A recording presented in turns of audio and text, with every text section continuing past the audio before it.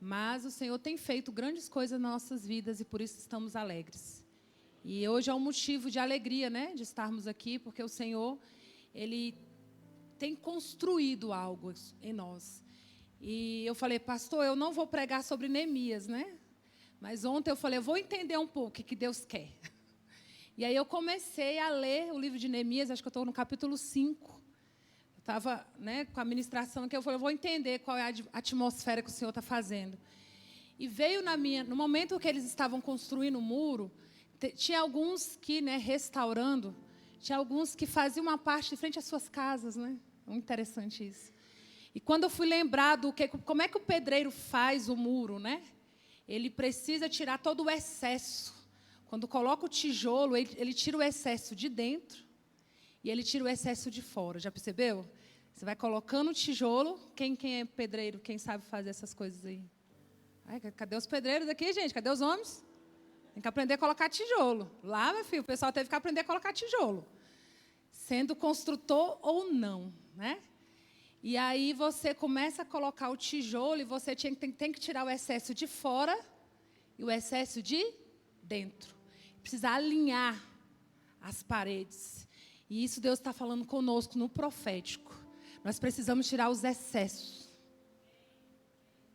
emocionais, né, de dentro, para que nós possamos ter equilíbrio e tirar os excessos dos relacionamentos tóxicos, daquilo que faz eu atrapalhar o processo de Deus dentro da igreja. Entendeu agora? Então, assim, tem algumas situações bem assim, minuciosas que o Senhor vai falando através da palavra dele, no profético. E o Senhor tem trazido, a pastora Ju, lá na igreja, ela tem pregado sobre o tempo de Deus, né? E o tempo de Deus hoje é o profético. Nós estamos caminhando no tempo profético. E a gente precisa entender a palavra de Deus, o literal, do que ela é no profético. Mas precisamos entender também que o Senhor, Ele nos dá direcionamentos. Se a gente for olhar na palavra de Deus, um homem, que naquele momento estava como copeiro, e o Senhor tem toda uma diretiva para ele reconstruir os muros. Então o Senhor, Ele faz isso.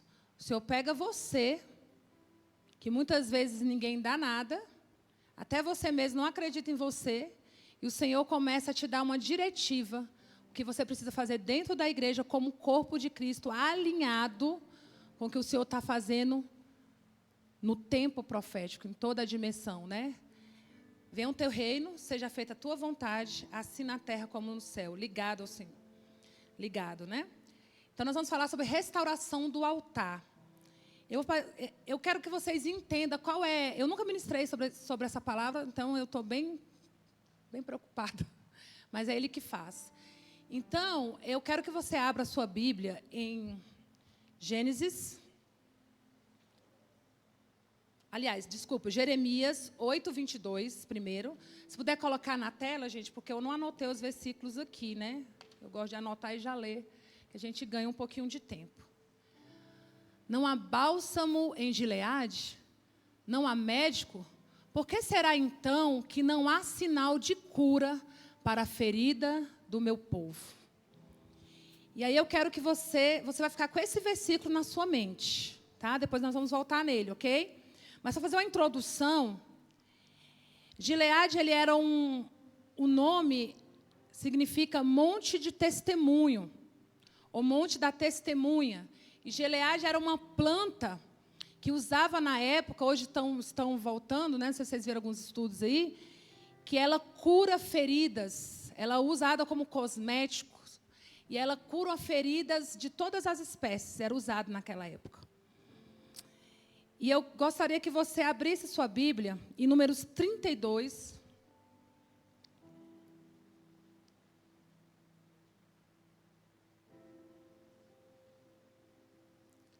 Eu não vou ler todo, gente, por causa do tempo, tá?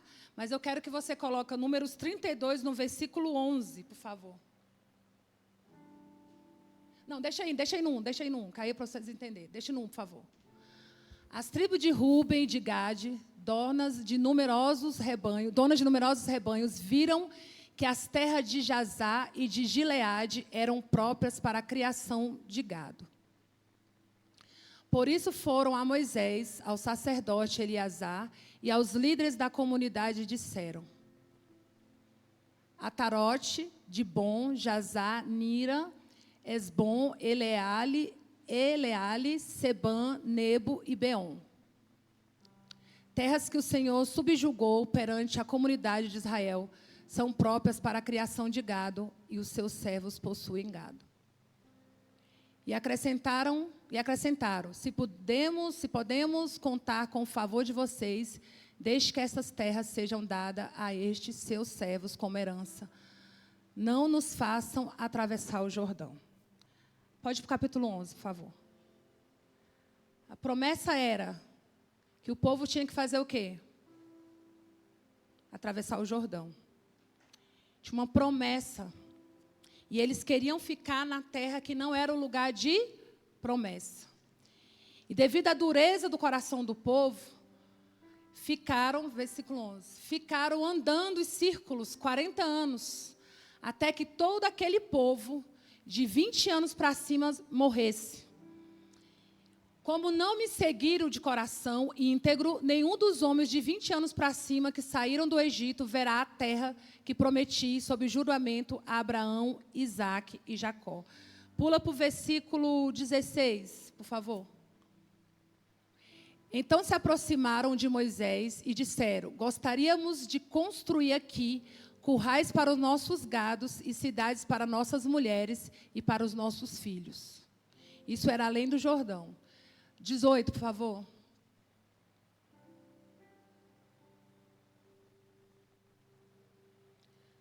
Não retornaremos aos nossos lares enquanto todos os israelitas não receberem a sua herança. Então o povo ele queria, eu estou dando só a introdução. Algumas pessoas queriam ficar no lugar que não era o lugar de promessa, mas o Senhor tinha um lugar, tinha Gileade para esse povo. E todos morreram de 20 anos para cima. Só ficou quem que ficou, gente, naquela época? Josué e Calebe. Eu não li tudo porque é grande, tá? Josué e Calebe. A família de Josué ficou, a família de Calebe ficou. Eles tiveram que investir numa nova geração. Por quê? Porque Gileade era o lugar de cura. E o Senhor, tanto Calebe quanto Josué, eles não retrocederam. Mas aqueles que queriam ficar naquele lugar de conforto, o Senhor deixou eles morrer ali no deserto, naquele lugar. Porque a passagem era além do Jordão. Era um lugar de promessa. E muitas vezes nós ficamos presos a situações que nos traz comodismo, nos traz conforto. E nós esquecemos das promessas que o Senhor tem para essa igreja. Nós esquecemos das promessas que o Senhor tem para uma geração. E se você não está discipulando crianças, discipulando adolescentes, você está fora da promessa. Você precisa ter uma geração de discípulos. Ter uma geração de um povo que não retrocede e não esquece da promessa. Eu preciso implantar no coração. Eu preciso inculcar na cabeça. E o tempo foi passando. E o povo começou a se misturar. Trazer alguns deuses para os altares. E eu pergunto para você. Há um bálsamo nessa igreja? Há uma planta? Há uma pessoa que é Cristo, que cura as feridas profundas, feridas religiosas, situações a quais vieram e a gente não entende, mas a gente murmura e a gente vem com nossos conceitos, as nossas situações e trazemos para os altares do Senhor, mas não limpamos e não tiramos as cinzas velhas. E culpamos a Deus e quem está à frente. Por que não há mais cura? Por que não há mais profecias? Porque os altares estão contaminados, assim como o povo de Israel. Começaram a crescer, Eu sei que alguns, né, levantaram muitos. E aí começou Jeremias 8, 22. Volta lá, por favor. Começou a entrar a imoralidade, começou a entrar a idolatria, o povo começou a voltar para outros deuses e começou a contaminar o altar do Senhor. E Jeremias começou a profetizar que o povo teria um tempo de quê, gente? Jeremias profetizou sobre o quê?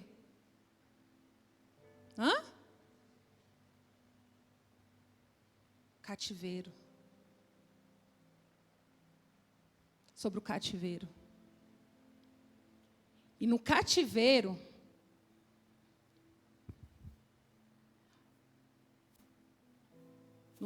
a gente é condicionado a adorar numa falsa liberdade.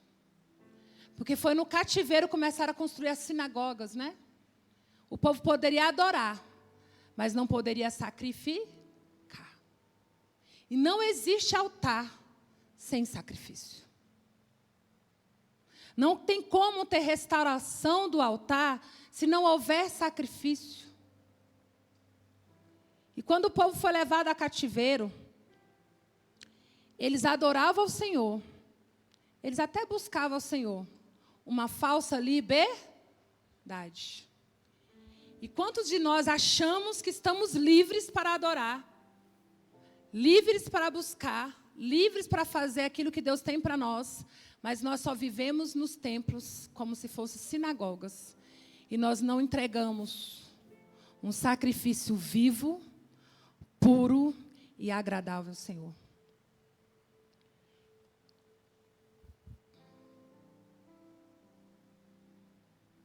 Não há bálsamo em Gileade, não há médico. Por que será então que não há sinal de cura para a ferida do meu povo? Por que Deus fazia essa pergunta? Tinha remédio em Gileade? Tinha cura em Gileade? Quem levou aquele povo para Gileade? O próprio Deus. Mas a ferida era tão profunda, a contaminação na alma era tão grande, que as ervas não poderiam curar algo que era espiritual. A adoração que nós entregamos muitas vezes no lugar é uma adoração mecânica, uma adoração que eu aprendi a fazer. Mas a adoração ela vai muito além, porque ela é um estilo de vida. A adoração e a restauração do altar ela tem que ser diária.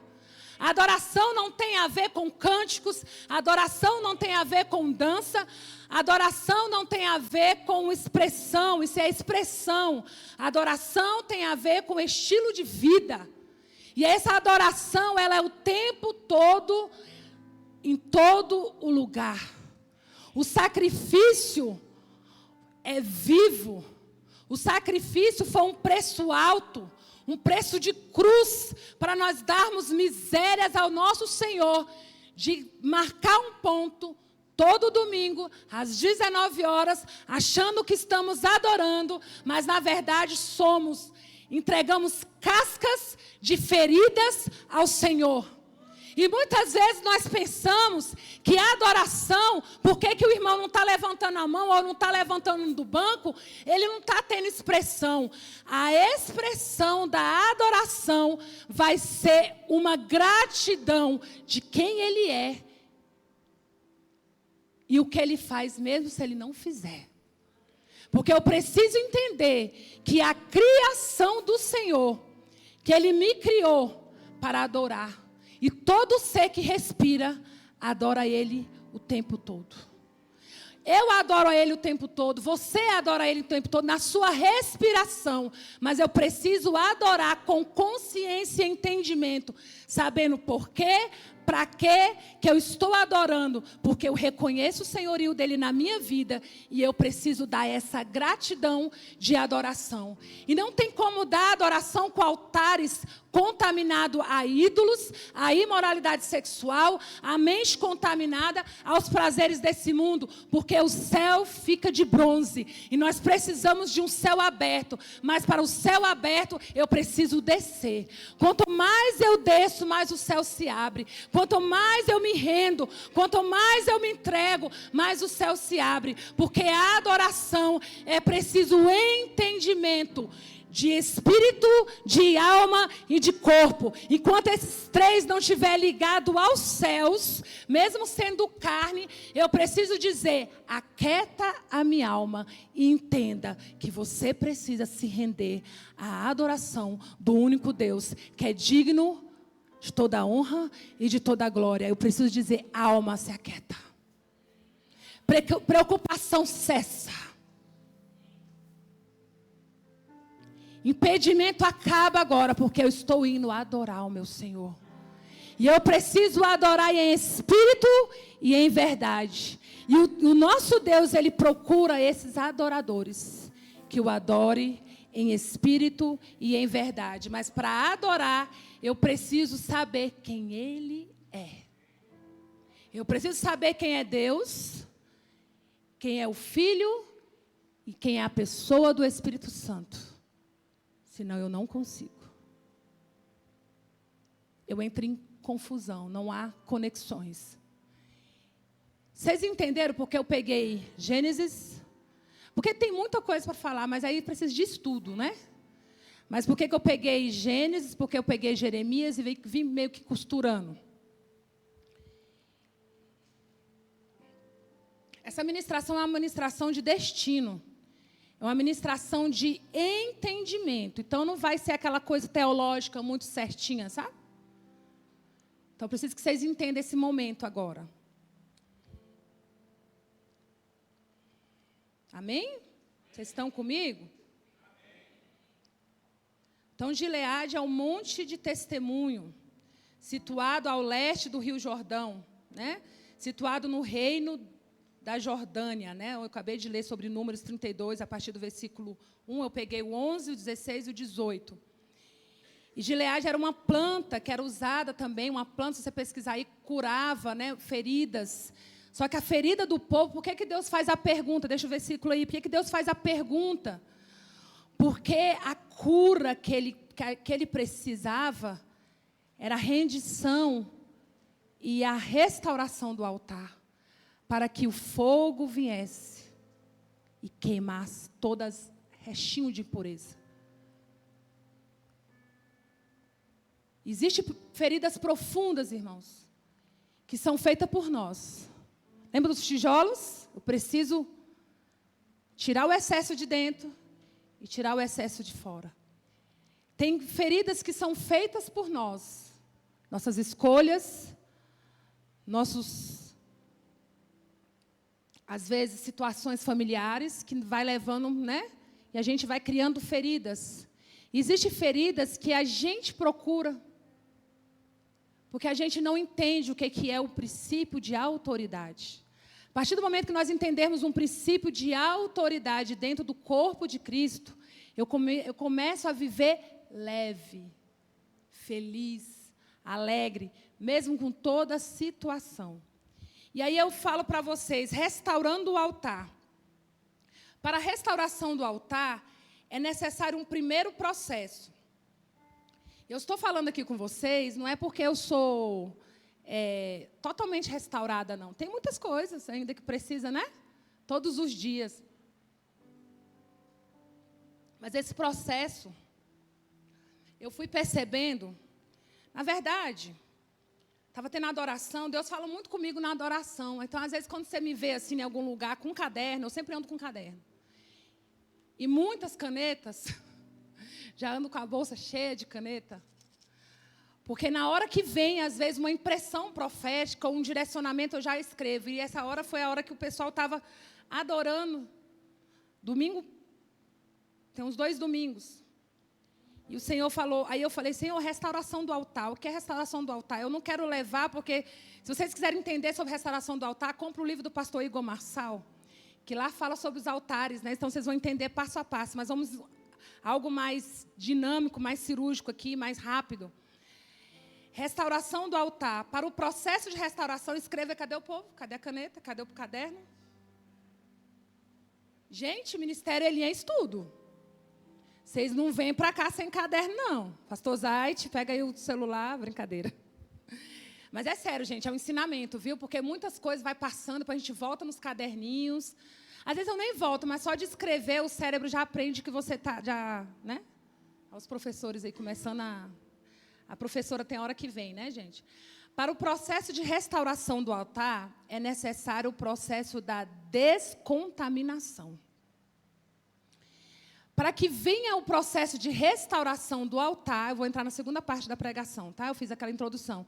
É preciso uma descontaminação. Quando você... Quem é enfermeira aqui? Então, tem médico. Técnico de enfermagem, brigadista.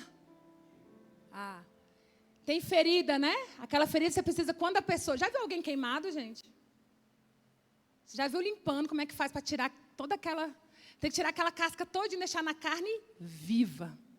E descontaminar todo aquele lugar que foi contaminado por aquela impureza do fogo, da água, do que aconteceu ali. Então, descontamina o altar todo. Primeiro, eu preciso descontaminar o altar. E para descontaminar o altar, você precisa tirar algumas coisas, às vezes alguns entulhos, né? Algum resto de coisa que está ali. Você precisa descontaminar o altar. Esse é o primeiro processo. É entrar, é o eu, né? É olhar para dentro de você e perceber qual é os ídolos que você está levantando nesse altar. Quais são? O que você está levando para esse altar? Além de você. Tem que ser você ali. Nada mais do que você. E a presença dele. E para a restauração, né, o primeiro passo para a restauração do altar é a descontaminação. Dentro dessa descontaminação, eu preciso me encontrar com aquele que me criou. Eu preciso encontrar com a paternidade de Deus. Não tem como ter restauração se eu não tenho o caminho de volta da paternidade. Eu tenho que reconhecer quem é Deus e quem Ele é na minha vida como pai mesmo, de pegar no colo. Muitas vezes, quando a gente não tem o pai, a figura paterna, a gente tem uma dificuldade de se relacionar com Deus. Concorda comigo? A gente vê Deus como um Deus carrasco, como um Deus que não... Né, que sempre está ali de cara fechada, sempre vai ter uma punição. E eu preciso fazer essa restauração da paternidade. E essa restauração da paternidade é necessário o resgate do reconhecimento de quem sou eu e da minha identidade de filho. Como é que você vai consolar alguém se você não tem a paternidade? Você não é seguro como filho. Tem como? Entendeu aí? Então, o primeiro processo da restauração é a paternidade. Abra para mim Efésios 4:6, por favor. Eu gostei daqui, que é grande a letra, é boa para ler. Um só Deus e Pai de todos, que é sobre todos, por meio de todos e em todos. E a cada um de nós foi concedida a graça conforme a medida repartida por Cristo. É isso. Vamos lá. Então, o primeiro processo, fala aí, paternidade. Dentro da paternidade, eu me reconheço como filho. É um espelho, irmão. Ele vê ele em você. Ele precisa ver ele em você. E você precisa, quando você olha para ele, você não tem vergonha. Sabe quando o menino faz alguma coisa errada? Você chama o menino já vai. Às vezes ele nem faz nada, aí o pai chama o menino já vai todo. Você precisa saber quando ele está te corrigindo. Agora ele está te corrigindo. Está te dando direcionamento, ajustes, destino, orientação. Entendeu? A gente precisa entender quando o pai está falando com a gente. A gente precisa ter essa liberdade com o pai. Até na oração, quando você precisa falar com ele. Qual o momento que você fala com ele? segundo processo da restauração do altar é o reconhecimento do Filho, que é o Filho Jesus, né? O reconhecimento do Filho sendo Filho. Olha só, porque Jesus nos ensinou como é ser filho aqui na terra. Ele não perguntava tudo para o Pai? É a mesma coisa que você tem que fazer. Pergunte para Ele, você precisa agradar a Ele. Então, o reconhecimento do Filho Cristo Jesus sendo filho também. Na restauração de filho, eu sei quem eu sou dentro do corpo, dentro da comunidade, como eu falei, né? E ali eu sei o meu lugar de filha ou de filho. 1 João 3, 1. 1 João 3, 1.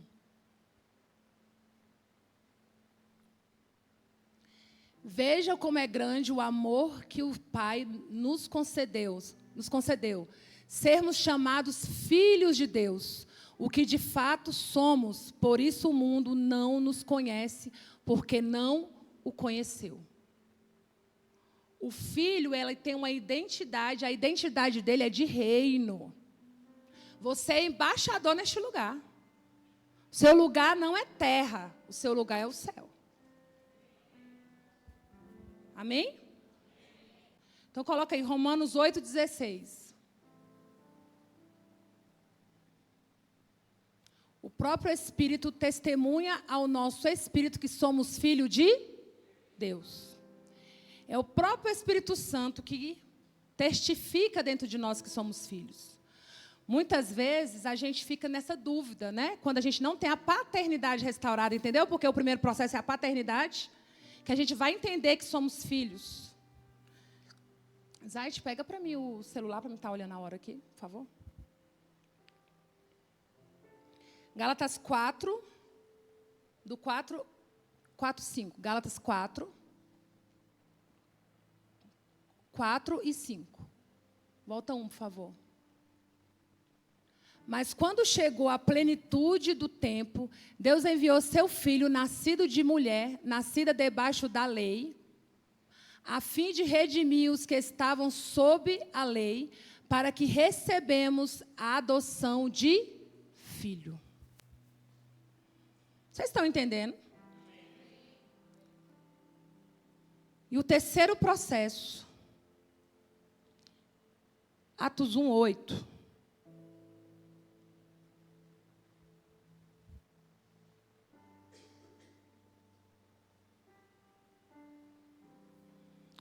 Mas receberão poder quando o Espírito Santo descer sobre vocês e serão minhas testemunhas em Jerusalém, em toda a Judeia e Samaria e até os confins da terra.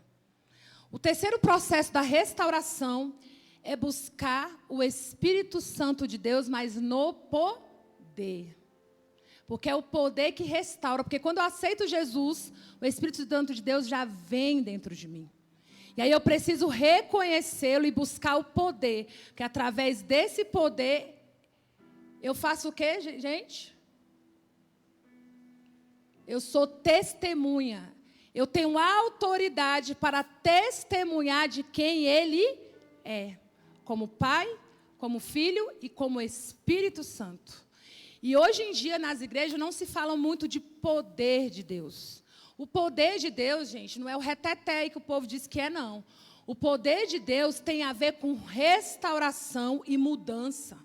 Porque muitas vezes faz barulho, mas você não vê restauração de caráter, você não vê restauração, porque aquele povo ali, quando ele receberam o poder, eles começaram a unir como igreja. Entendeu? Eles começaram a se unir como povo. Tanto que eles era no partir do pão, na comunhão e no partir do pão. Se você tem problemas na igreja com os irmãos, eu acho que aqui não tem não, né? Ninguém tem esses problemas. Está faltando poder na tua vida. Está faltando você buscar de Deus o poder da restauração do Espírito Santo para queimar as impurezas das nossas vidas. O caráter de Cristo e o poder dele. Porque lá fala, ó, mas receberão poder quando o Espírito Santo descer sobre vocês e serão minhas testemunhas em Jerusalém, em toda a Judéia, Samaria, até os confins da terra. Se nós não temos testemunhado de Jesus, é porque está faltando o quê? O que está faltando, gente? Poder. O pessoal pensa que poder é quando você fica igual um super-herói, né? Psh, tá. Agora ninguém me segura. Eu vou fazer espadachim, né? Você não é isso não. O poder, gente, quanto mais eu queimo no altar, menos de mim tem que restar. Quanto mais eu queimo, menos tem que restar de mim. O meu eu tem que morrer mesmo. A psicanálise fala sobre o ego, né? Porque o ego da criança sobressai. Porque fulano está cheio de conceito, porque o nosso ego, gente, é uma boca enorme dentro de nós. Que fala pelos cotovelos. Que sempre tem um palpite para dar. Já conversou com alguém que sempre ela tem algo para dizer, disse, eu sei. Porque eu sei disso. Você fala de economia, a pessoa, eu sei. Porque economia, porque política, eu sei. Criação de, eu sei. Química, eu sei. A NASA, sei também. A pessoa sempre tem um ego maior que ela. Sabe? Preciso diminuir esse ego. Preciso queimar esse eu. Irmão, pensa numa pessoa cheia de eu. Sou eu. Colérica. Perfil dominante. Ó. Zite fleumático. Dominou a mulher, ó. Deus bom. Caladinho, faz. Lê a Bíblia, irmã. Lê a Bíblia. Lê a Bíblia. Irmãos, estão entendendo? Atos 2. Atos 2.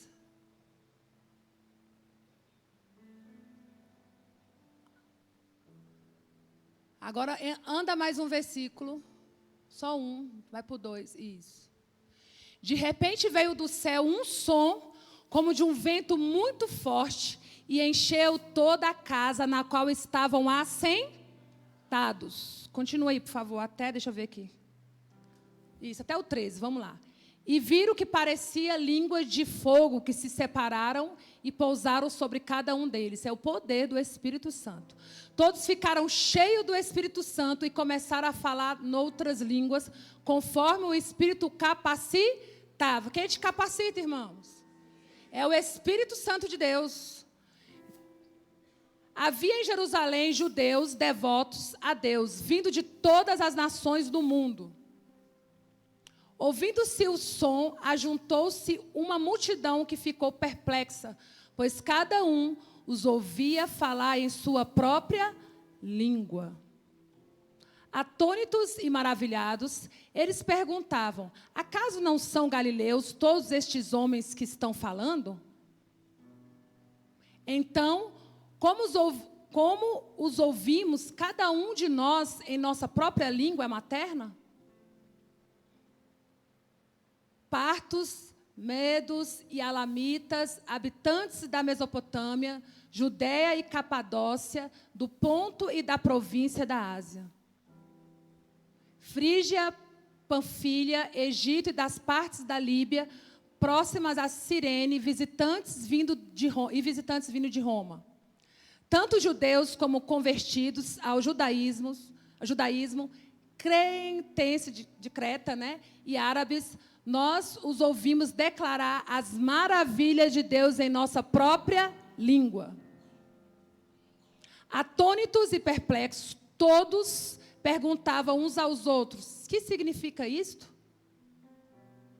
Alguns outros, todavia, zombavam e diziam, eles beberam vinho demais. Para ser cheios do Espírito Santo de Deus, é necessário vinho. Mas não é o vinho esse aí. É poder de Deus. É unção.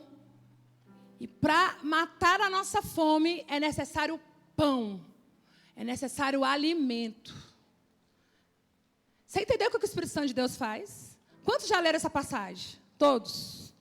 Quando a gente lê com entendimento sobre uma restauração que eu preciso ter no altar, e para testemunhar de Deus, eu preciso do poder dele. E ele começa a dizer, e o Senhor começa a trazer dentro de você as palavras que você precisa fazer, e às vezes Deus vai te usar na língua de um outro povo.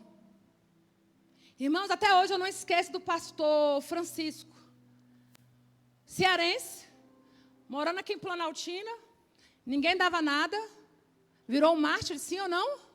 Glória a Deus. Já viu esse homem pregando em inglês? Quem já viu? Quem já viu pregando em inglês? E as pessoas fazem siltes, né, no Centro Interescolar de Línguas, não chega nem aos pés do que o pastor Francisco falava. Vocês concordam comigo? É poder ou não é poder de Deus? Mas o poder de Deus não é você sentar e ficar assim, olha, eu vou receber dele a língua. Não, é trabalhando, é ajuntando, é pregando, é compartilhando o pão, é comendo, é comunhão, irmãos. Não tem como ser igreja se não houver pão e se não houver vinho. Não tem como ser igreja se não houver testemunho de Jesus. Não tem como ser igreja se nós não ajuntamos para reconhecer o nome dele. Não tem como ser igreja dos últimos dias se nós não entendemos quem é o Pai, quem é o Filho e quem é o Espírito Santo de Deus. Vai faltar partes e ele é o todo, ele é a plenitude, ele é completo. Não há necessidade de inventarmos. Não há necessidade de contaminar o altar com invenção, com parede preta, com luzes. Não há necessidade, porque temos um poder de Deus que nos liberta, que nos cura, que nos restaura. É necessário limpar esse altar. O altar é necessário sacrifício, e os sacrifícios são as minhas vontades. Pensa numa pessoa cheia de sonho.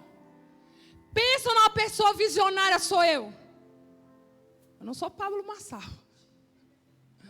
Mas pensa numa pessoa que gosta de ver Deus operando. Sabe? Mas não é pelo meu esforço.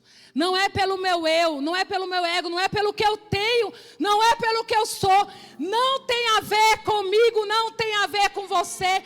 Se você calar, as pedras vão clamar. Mas o poder dele vai ser feito. E quando você ficar olhando, você vai olhar para o céu. Mas você não vai ser como os galileus que olharam para o céu e sabiam que ele vai voltar. Você só vai ficar olhando os sinais. E você vai perder a promessa. Porque há um bálsamo. Há uma vara que cura. Há um bálsamo nessa igreja. Há um sacrifício daqueles que começaram a plantar. Daqueles que começaram a inculcar em uma geração. Tem semente aqui. Tem pão aqui. Foram pães lançados sobre as águas. Teve pão lançado sobre as águas. Irmãos, essa igreja que eu conheço, ó. Eu vou fazer 44 anos terça-feira, amém? Parabéns para mim. Pode me mandar uma mensagem. Eu conheci essa igreja, eu tinha 19 anos. Aliás, aqui nesse lugar. Mas quando eu conheci a Elim, quando o pastor José Milton orou em mim, eu tinha 7 anos de idade. Há uma geração esperando por essa geração.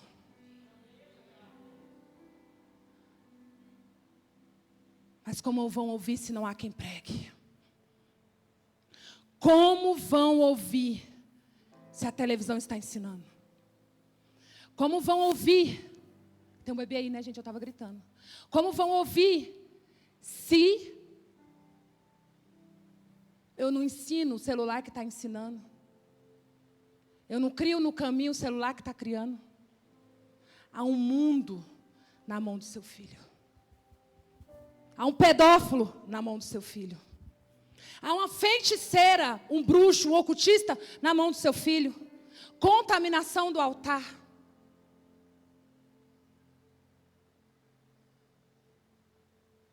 A jovem de madrugada conversando com sei lá quem. Vai dormir. Cuida da sua mente. Estou cansada de luzes na cara. Vai buscar. Busca Ele. Não tem mais tempo, o relógio está batendo. Ele está com a mão na maçaneta.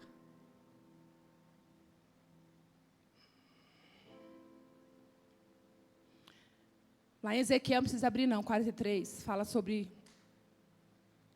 que o altar é um lugar elevado, lá fala todas as medidas do altar. Mas quando você pesquisa sobre altar, fala que é lugar de matança no grego. Lugar de morte. O altar é lugar de matança, é lugar de morte do meu eu. Irmão, morrer é difícil demais. Porque o conceito vem, né? A vontade de dizer vem. A vontade de dar opinião vem. A vontade de dizer assim, o louvor não foi bom. Se tivesse cantado aquela outra música, que amacia o meu ego, seria melhor. Colecionadores de musiquinha que amacia o ego, né?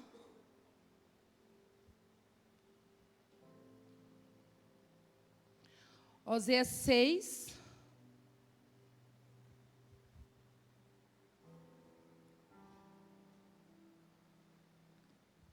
Oséias 6, do 1 ao 3, por favor.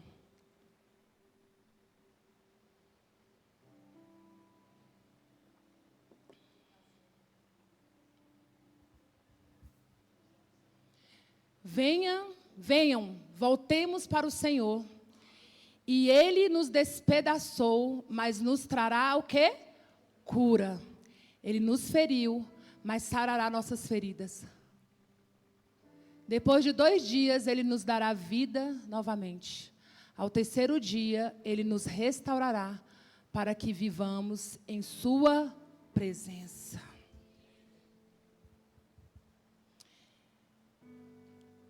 Essas deveriam ser as palavras de Israel, né? Romanos 11, que eu vou correr aqui. 11, 13, para a gente entender o conceito. Romanos 11. Eu li o 3 de Oséias. Irmã, perdão. Vá lá. Depois você volta nesse aí. Tadinha, a bicha está doidinha ali. Conheçamos o Senhor, esforcemo-nos por conhecê-lo. Tão certo como nasce o sol, Ele aparecerá, virá para nós como as chuvas de inverno, como as chuvas de primavera que regam a terra, chuva de seródia, né? O Zait não sabia que ia ler esse versículo, que ele falou, Deus vai derramar o quê? Chuva.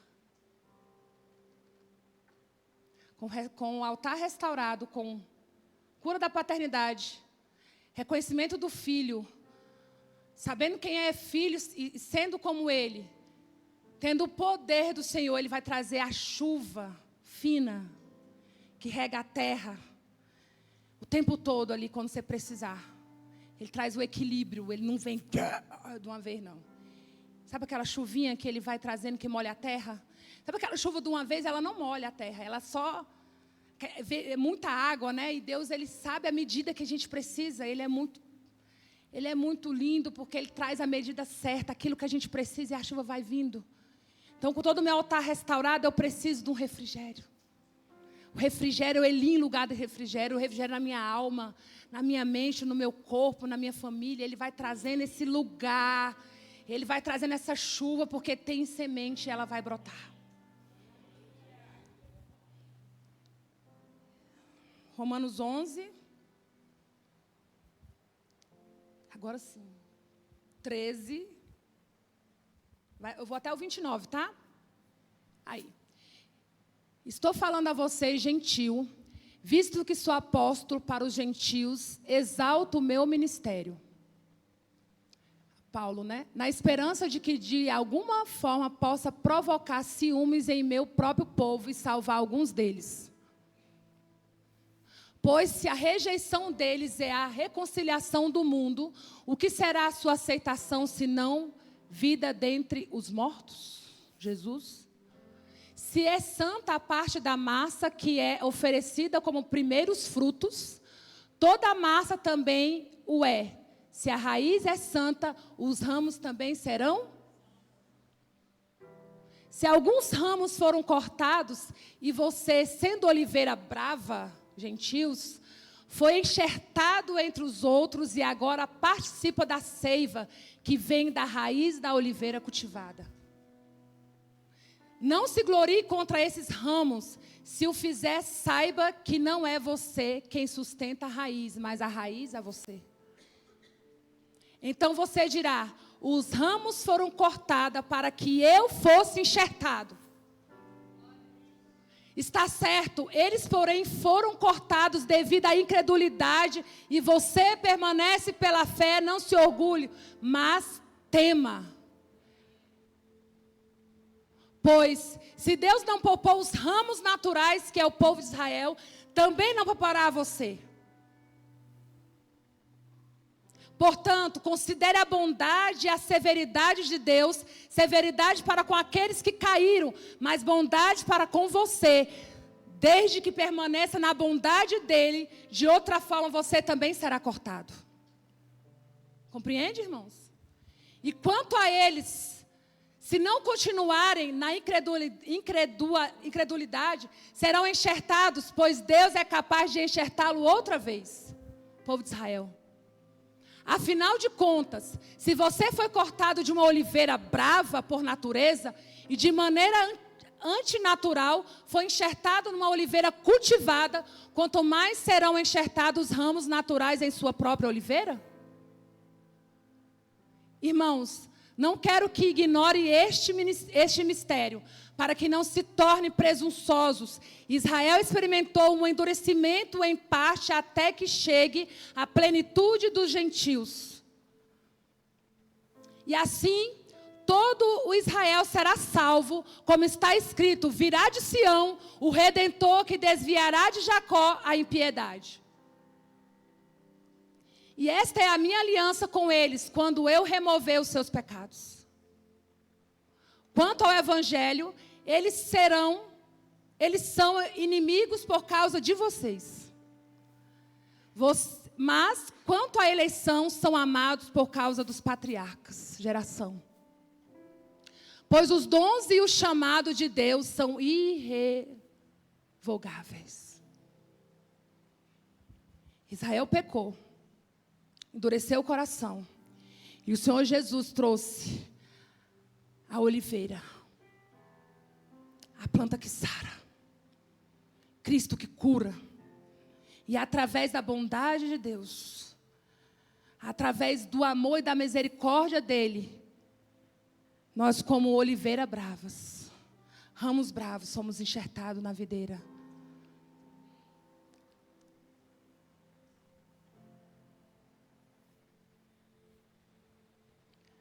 Na raiz que cura toda a ferida.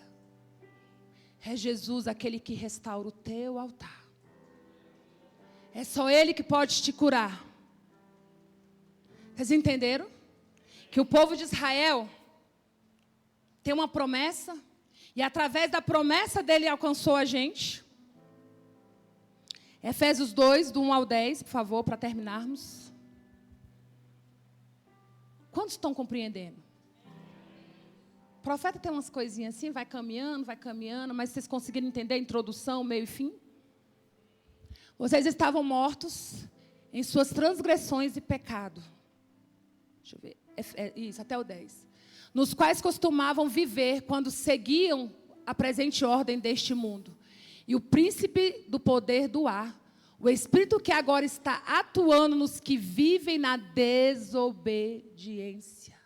Existe um espírito que atua nos desobedientes. Existe um espírito que atua nos desobedientes. Voltem ao Senhor. Pode continuar, por favor.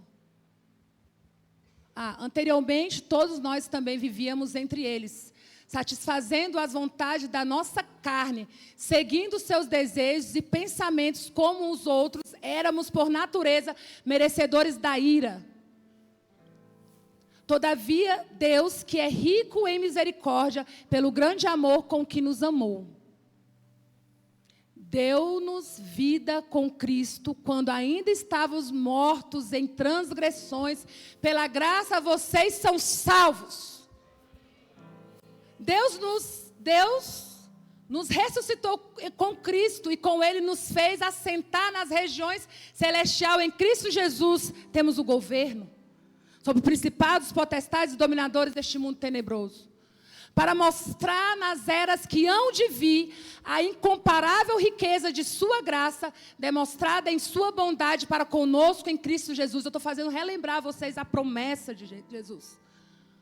Pois vocês são salvos pela graça, por meio da fé, e isso não vem de vocês, é dom de Deus.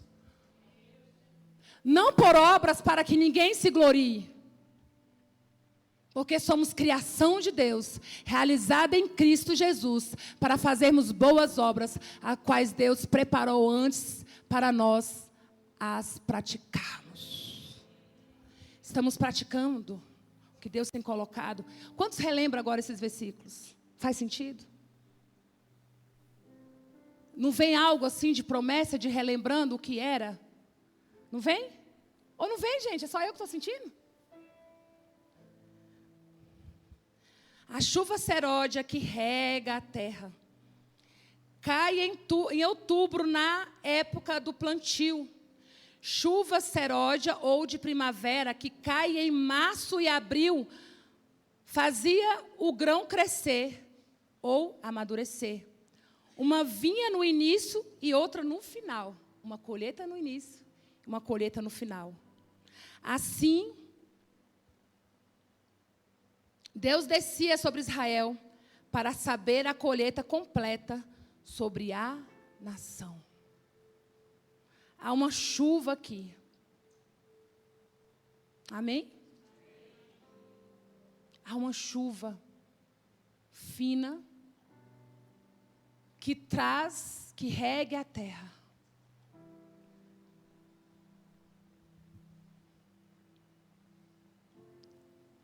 Se há dentro de você uma terra seca, uma terra árida, que com longos tempos a terra secou, não vemos mais fruto, mas existe uma semente lá dentro. Se você não pega a palavra, se não tem semente dentro de você, você é oco. A sua terra é totalmente seca. E até para plantar, eu preciso dessa chuva. Cadê o louvor?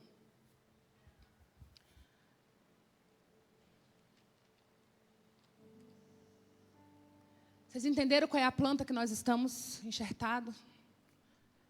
Uma oliveira que nós estamos enxertados. Se você saiu dessa oliveira, esses ramos seus secaram.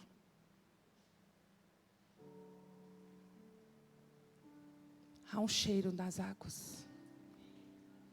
Ele brota. Ele brotará.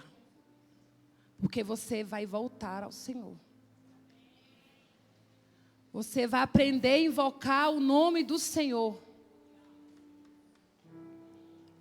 Eu não li Atos, mas há uma promessa para os filhos de Israel, uma promessa para nós. Vossos filhos e vossas filhas profetizarão. Vossos velhos terão sonhos, vossos jovens terão visões. E todo aquele que invocar o nome do Senhor será salvo. É uma promessa lá em Joel e que cumpre em Atos. Cumpre na igreja. Há uma promessa em Israel, mas há uma promessa para o povo de Deus. Nós estamos enxertados na videira verdadeira. Esse ramo, você tem cura todos os dias. Levanta. Levanta. É necessário uma adoração de entrega. Uma adoração de volta à paternidade de Deus. Qual lugar na restauração do altar você está? Você precisa de paternidade. Você precisa de reconhecimento de filho. Você precisa do poder de Deus. E você precisa dessa chuva, porque você, no caminhar do tempo, você foi desistindo. Às vezes as terras foi secando, mas o Senhor tem um refrigério para os antigos aqui.